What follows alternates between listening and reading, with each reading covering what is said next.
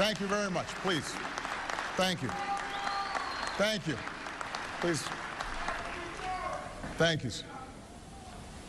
Secretary McDonald, Mr. Hallinan, distinguished guests, and most of all, our extraordinary veterans and your families. The last time I stood on these hallowed grounds on Memorial Day, our country came together to honor those who have fought and died for our flag. A few days before, our nation observed Armed Forces Day, honoring all who are serving under that flag at this moment. And today, on Veterans Day, we honor those who honored our country with its highest form of service. You who once wore the uniform of our Army, Navy, Air Force, Marines, or Coast Guard. We owe you our thanks. We owe you our respect, and we owe you our freedom. We come together to express our profound gratitude for the sacrifices and contributions you and your family made on the battlefield, at home, and at outposts around the world. But America's gratitude to our veterans is something always grounded in something greater than what you did on duty. It's also an appreciation of the example that you continue to set after your service has ended. Your example as citizens.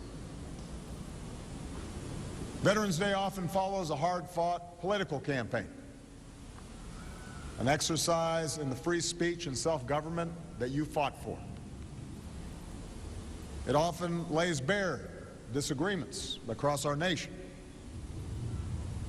But the American instinct has never been to find isolation in opposite corners. It is to find strength in our common creed, to forge unity from our great diversity, to sustain that strength and unity even when it is hard.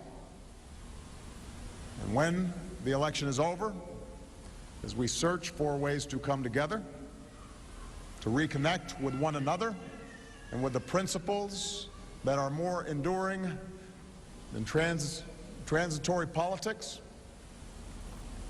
some of our best examples are the men and women we salute on Veterans Day. It's the example of young Americans, our 9/11 generation, who as first responders ran into smoldering towers, then ran to a recruiting center and signed up to serve. It's the example of a military that meets every mission, one united team, all looking out for one another, all getting each other's backs. It's the example of the single most diverse institution in our country.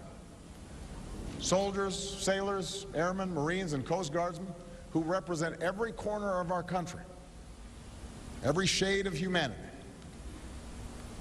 immigrant and native-born, Christian, Muslim, Jew, and non-believer alike, all forged into common service. It's the example of our veterans, patriots, who when they take off their fatigues, put back on the camouflage of everyday life in America and become our business partners and bosses, our teachers and our coaches, our first responders, city council members, community leaders, role models, all still serving this country we love with the same sense of duty and with valor.